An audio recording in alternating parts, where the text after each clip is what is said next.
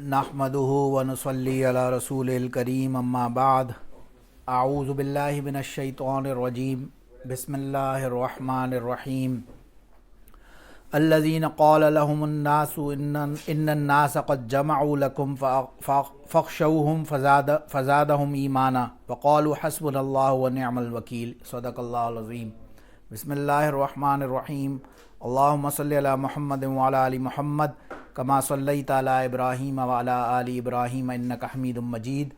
अल्लाहुम्मा बारिक अला मुहम्मद व अला आलि मुहम्मद कमा बारकता अला इब्राहीम व अला आलि इब्राहीम इन्नका हमीदुम मजीद। कल तक अल्हम्दुलिल्लाह हमने ग़ज़वा बदर और ग़ज़वा सरीक और बनु कैनका का डिस्कशन किया अपने सेशन में। फिर फर्दर ऑन अब जब हमने देखा ग़ज़वा बदर के अंदर जब कुफ़ार को बहुत ही बुरी शिकस्त हुई तो मज़ीद उन्होंने प्लान किया okay it's time to take the revenge, अपना बदला लेने का टाइम आ गया है। तो उन्होंने और मज़ीद एक, पहले तो 1000 बंदा था, अब उन्होंने एक मज़ीद फुल स्ट्रॉन्ग लश्कर तैयार किया। कोई इसमें 3000 के करीब लोग थे, 3000 बिल्कुल जंगजू फाइटर्स का उन्होंने एक लश्कर कफ़ार मक्का वालों ने बनाया। उसमें आता है रिवायात में कि तकरीबन 700 के करीब प्रॉपर आर्मर्ड लोग थे, जो फुली आर्मर्ड, जिनके जो होते हैं ज़रा वगैरह और फुली प्रॉपर जंग के लिए लेस सामान के साथ 700 के करीब थे। और तकरीबन उनके साथ कोई रिवायत में आता है गालिबन 300 के करीब ऊँट साथ जा रहे थे और 200 के करीब घोड़े। तो फुल फ्लैज एक लश्कर मदीना की तरफ रवाना हुआ। जब अल्लाह के नबी अलैहिस्सलातु वस्सलाम को ख़बर पहुंची तो उन्होंने तमाम सहाबा को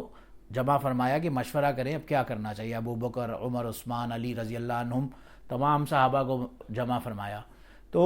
इस पर ज़ाहिर अमरुहुम बैना शूरहुम, एक मशवरे का जो एक इस्तिशारा जिसको कहते हैं, उसका अपना हमारी शरीयत के अंदर बहुत बड़ा मकाम होता है। बल्कि उलमा ने इसमें लिखा है कि इवन बाज़ औक़ात ये होता है बंदा अक्सर इस्तिखारा करता है और फिर इस्तिशारा करता है तो जो इस्तिशारा है उसका मकाम इस्तिखारे से भी ऊपर हो जाता है। बहरहाल वल्लाहु आलम, एनीवेज़ ये तो एक फ़िक़्ह का मसला है। तो अब मशवरा फरमाया इसमें सहाबा ने कहा अल्लाह व रसूलु आलम, आप बेहतर जानते हैं, आप बताएं, हम जो बोलेंगे हम तो ज़ाहिर है हाजिर हैं। तो रसूलुल्लाह सल्लल्लाहु अलैहि वसल्लम ने इस पर एक दिन फरमाया कि मैंने ख्वाब देखा है एक गाय को ज़िबा होते हुए, cow has been slaughtered first of all, और फिर मैंने देखा कि माई स्वॉर्ड हैज़ बीन चिप्ड, मेरी जो तलवार थी वो कोने से टूटी है कहीं से। और बहरहाल इस ख्वाब की ताबीर फिर नबी अलैहिस्सलातु वस्सलाम ने क्या फरमाई कि इसका मतलब ये है कि फ़र्स्ट ऑफ ऑल जो गाय ज़िबा हुई है उसका मतलब यही है कि जंग का आगे जा रहा है। और फिर मेरी स्वॉर्ड का चिप होना का मतलब गाय का ज़िबा होना, यानी मेरे अब जो क्लोज कीन वंस हैं, जो मेरे करीबी रिश्तेदार हैं कह लें, वो इस जंग में फौत होंगे या शहीद किए जाएंगे। और फिर फर्दर अपनी स्वॉर्ड का चिप होने का मतलब बयान फरमाया कि इसका मतलब ये होगा कि इसमें मैं भी ज़ख्मी होऊंगा। बहरहाल तो इस पर खैर एनीवेज़ अब नबी अलैहिस्सलातु वस्सलाम ने सबसे पूछा, एक सहाबी ने अर्ज़ किया या रसूलल्लाह मैं ग़ज़वा बदर में नहीं था, अब अगर अल्लाह ने मुझे मौका दिया तो मैं इन कुफ़ार को दिखा दूंगा कि लड़ाई कहते किसको हैं। तो बहरहाल सहाबा का एक जज्बा जुनून अपने उरूज पर था। तो एनीवेज़ अब इन्होंने डिसाइड ये किया कि ओके हम अपने बैटल ग्राउंड के पास ही रहते हैं ताकि रिसोर्सेज के करीब हों, मदीना के पास ही कहीं पे अपना जो लड़ाई की जगह है उसको नॉमिनेट करें ताकि हमारे पास अपना कोई प्रॉब्लमेटिक बाद में बात ना हो, हमारे पास रिसोर्सेज करीब हों, हमारे पास अपने सारे वसाइल करीब हों। तो उन्होंने आगे जाके फिर ओहद का मकाम चूज़ किया। इस पर रिवायत में लिखता है कि तकरीबन नबी अलैहिस्सलातु वस्सलाम के साथ 1000 का लश्कर चला। उस 1000 में हिपोक्रेट्स भी थे जो मुनाफिकीन थे, और उनका rice Al मुनाफिकीन Abdullah bin उबई was a chief of all the Hippocrates, उसने बीच में 12 हील बहाले किए, गोलियां दी, फिट की और 350 के करीब बंदे लेके वहाँ से गायब हो गया, वापस चला गया कोई भी बहाने करके। और मज़ीद 650 का लश्कर अब आगे पहुँचा। ग़ज़वा ओहद का नाम ग़ज़वा ओहद है इसलिए, ओहद मुबारक पहाड़ी जिसको वो मदीना के करीब हम जाते हैं, हम आज भी देखते हैं, उसकी ज़ियारत करते हैं, वहीं पे तमाम कबूर वगैरह भी सहाबा की जो शहीद हुए थे मौजूद हैं। हमज़ा तो अब यहाँ पे पड़ाव डाला और नबी अलैहिस्सलातु वस्सलाम ने अप्रॉक्सीमेटली 70 मैन 70 के करीब लोगों को कहा कि आप लोगों ने एक गॉर्क सा था, एक शेप था, घाटी सी थी, आपने यहाँ से हिलना नहीं है, ये एक सेकेंड पैसेज है, यहाँ से हमारे पर अटैक ना हो। तो ये 70 लोग वर नॉमिनेटेड कि आपने यहाँ खड़े रहना है और आपने वॉच करना है, और जब तक नबी अलैहिस्सलातु वस्सलाम ने कहा मैं ऑर्डर ना दे दूँ आपने यहाँ से नहीं हिलना। اب جنگ شروع ہوئی. جنگ کے اندر ایک دفعہ وہی ایز یوزول مسلمانوں کا ظاہر ہے جذبہ ایمان اور پھر اللہ کی مدد ساتھ تھی, تو تمام کفار کو ایسا رگڑا لگا کہ وہ لوگ گویا بھاگنے لگے پیچھے کی طرف. اور جب اوپر سے گھاٹی سے لوگوں نے دیکھا ان 70 کہ ہاں بھائی کفار کا تو سفایا ہونے کو ہے, تو ہم بھی چلیں. اب نبی علیہ الصلوۃ والسلام کا آرڈر یہ تھا کہ آپ نے یہاں سے نہیں ہلنا, لیکن وہ اس صورت میں تھا جب جنگ ہو رہی تھی. اب جنگ تو مسلمان بظاہر جیت چکے ہیں, کفار تو بھاگ رہے تھے پیچھے کی طرف. تو ان لوگوں نے 70 لوگوں نے سوچا ہم بھی چلتے ہیں اور جو وار بوٹی جو اسپوائلز ہوتے ہیں ان کو کلیکٹ کرتے ہیں اور ہم بھی حصہ جنگ میں ادا کرتے ہیں اپنا. بہرحال ایک کانفلکٹ تھا, بعض کے اوپینین تھا کہ نہیں ہونا چاہیے اور سم تھاٹ کہ نہیں ہم چلے جاتے ہیں. اینی ویز تو وہ صحابہ وہاں سے میجورٹی ہٹ گئے, چند باقی رہے وہاں پہ. لیکن اینی ویز اس لشکر کو جو ابو سفیان لے کے آ رہا تھا اس کو لیڈ کر رہے تھے حضرت خالد بن ولید رضی اللہ تعالیٰ عنہ. یہ اس وقت تک مسلمان نہیں ہوئے تھے, بعد میں پھر غزوہ حنین کے ٹائم پہ مشہور واقعہ جو جب نبی علیہ الصلوۃ والسلام نے انہیں اللہ کی تلوار صلی اللہ سیفا من سیوفی کا خطاب عطا فرمایا, اللہ کی تلوار ہونے کا, وہ بات کی بات ہے. لیکن ابھی یہ مسلمان نہیں ہوئے تھے, but he was an excellent, بہت ہی ٹریڈز میں بہت ہی زبردست فائٹر واریر تھے. تو انہوں نے جب دیکھا مسلمان اس گھاٹی سے اس گورک سے ہٹے ہیں تو وہ انہوں نے وہاں سے اٹیک کیا, اور ایک زور سے جب دوسری طرف سے مسلمانوں پہ اٹیک ہوا تو گویا ان کے پاؤں ذرا سے اکھڑے اور انہیں سمجھ نہیں آئی کہ کیا ہوا ہے. اب اسی اسنا کے اندر نبی علیہ الصلوۃ والسلام کو بھی زخم لگا. ان کا جو آرمر تھا, ایک ان کے سر کے اندر اس کا کیل, نیل وینٹ انسائڈ ہز ہیڈ,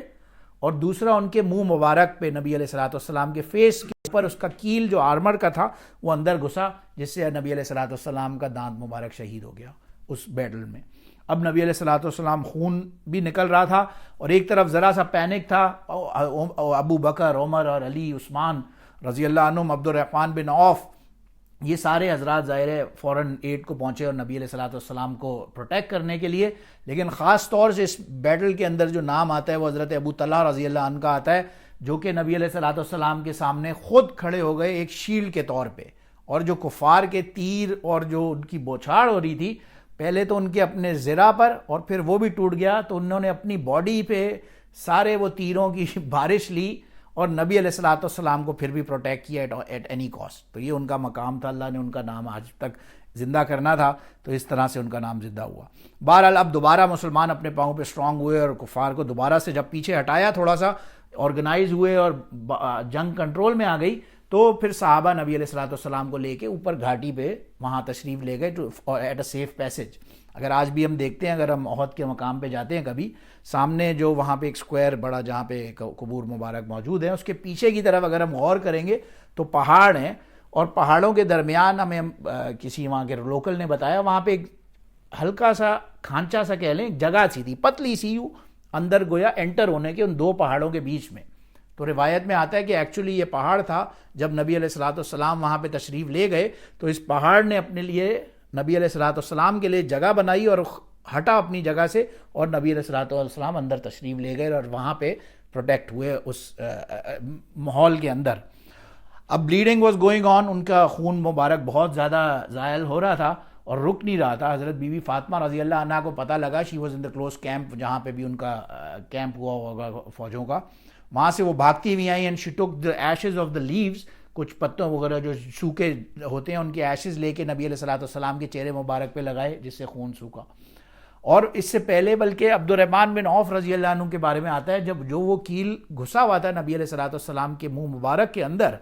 تو اسے کھینچنے کے لیے عبد الرحمن بن عوف رضی اللہ عنہ نے اپنے منہ سے اس کیل کو باہر سے پکڑا اور زور سے کھینچا, اور اس شدت سے کھینچا ہوگا گویا کہ ان کا اپنے دانت مبارک ہی ٹوٹ گئے اس چکر میں, واللہ عالم. تو یہ صحابہ کی اپنی قربانیاں تھیں اور ایک مقام تھا. لیکن اس پورے پینک کے اندر بہرحال اللہ کے حکم سے ہوا یہ کہ کوئی تقریباً روایت میں آتا ہے 70 کے قریب مسلمان شہید ہو گئے اور اپروکسیمیٹلی 22 کے قریب کافر مارے گئے. اب بہرحال اس کے بعد جب جنگ تھمی, کفار بھاگے پیچھے کی طرف, یہ واپسی کی طرف جانے لگے. غالباً روایت میں آتا ہے ابوا کا مقام پہ جب پہنچے, جہاں پہ حضرت بی بی آمنہ کا بھی قبر مبارک ہے,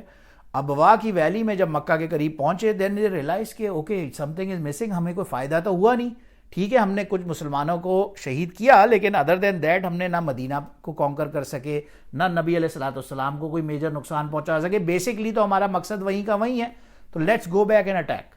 پھر اٹیک کرتے ہیں۔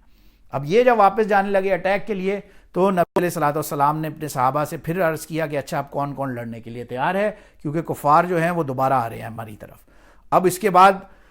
یہ جو اللہ نے قرآن میں آیت نازل فرمائی، الذین قال لهم الناس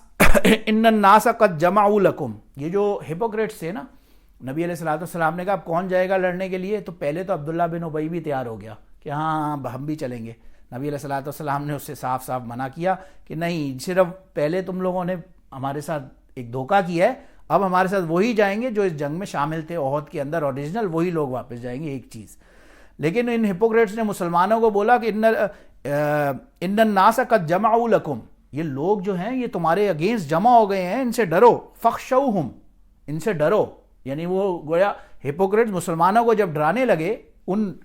لشکر سے تو فزادہم ایمانا، ان کا ایمان اور بڑھ گیا۔ اور صحابہ نے وقالو کہا حسبنا اللہ ونعم الوکیل، یہ مشہور ان کی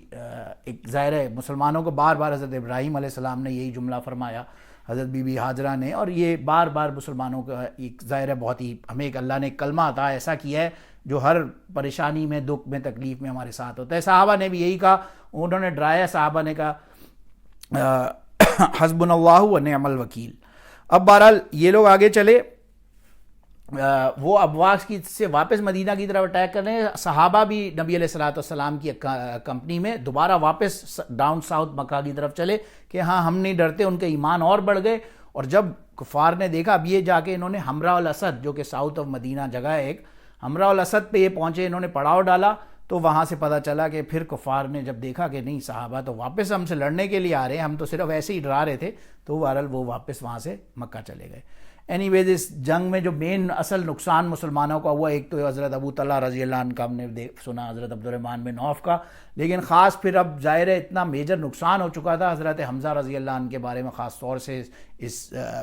غزوے کے اندر جو ان کی جان گئی، اس کے پیچھے ظاہر ہے ہند مشہور واقعہ ہے، ابو سفیان کی جو اہلیہ تھی ہند، بعد میں سب مسلمان ہو گئے تھے الحمدللہ،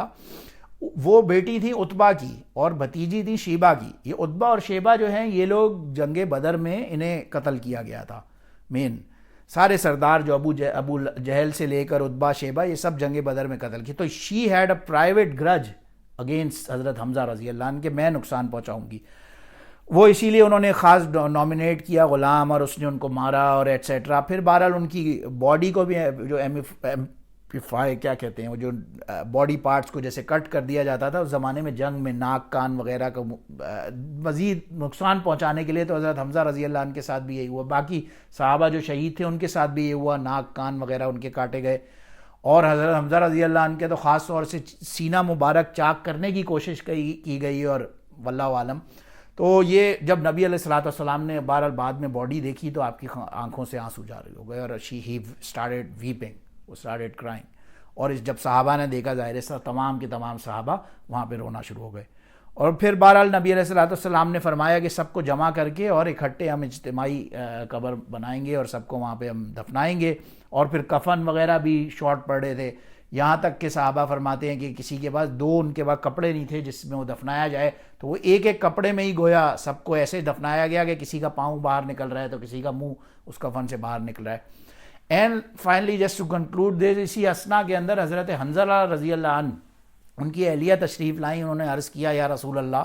اگر میرے شوہر حنظلہ رضی اللہ عنہ، ان کی شادی ابھی لاسٹ ایک دن پہلے ہی جنگ سے ان کی شادی ہوئی تھی، تو انہوں نے عرض کیا یا رسول اللہ، آپ کے جو میرے شوہر حضرت حنظلہ رضی اللہ عنہ اگر تو وہ شہید ہو چکے ہیں اس جنگ میں، تو انہیں شاور دینے کی ضرورت ہے، انہیں غسل کی ضرورت ہے، کیونکہ ابھی لاسٹ نائٹ ہی جیسے ہماری شادی ہوئی تھی، اور جیسے ہی اعلان جنگ سنا وہ بس اللہ کا نام لے کے اور گھر سے نکل گئے، تو گویا انہیں غسل جنابت جسے کہا جاتا ہے اس کی بھی ضرورت ہے۔ تو کیونکہ نارملی یہ ہوتا ہے شہید کو غسل نہیں دیا جاتا، شہید کی باڈی کو ایز اٹ از دفنایا جاتا ہے۔ بہرحال یہ ایک ایکسیپشنل کیس تھا، نبی علیہ الصلوۃ والسلام نے صحابہ سے کہا ڈھونڈیں حضرت حنظلہ رضی اللہ عنہ جو شہید واقعی ہو چکے تھے۔ جب دیکھا تو نبی علیہ الصلوۃ والسلام نے فرمایا ان کو جو غسل جنابت تھا، جو غسل تھا، وہ فرشتے فرما رہے ہیں، اور نبی علیہ الصلوۃ والسلام نے خود دیکھا۔ اور صحابہ فرماتے ہیں گویا جب وہ حنظلہ رضی اللہ عنہ کی باڈی کے پاس پہنچے تو it was dripping from water, جیسے بالکل صاف شفاف پانی ٹپک رہا تھا ان کی باڈی سے۔ بہرحال اللہ پاک ہمیں ان قربانیوں کو سمجھنے کی اور ان سے سیکھنے کی اور عبرت لینے کی اور اپنا معاملات درست کرنے کی توفیق عطا فرمائے۔ وآخر دعوانا الحمدللہ رب العالمین۔ سبحان ربک رب العزت عما یصفون وسلام علی المرسلین والحمد للہ رب العالمین.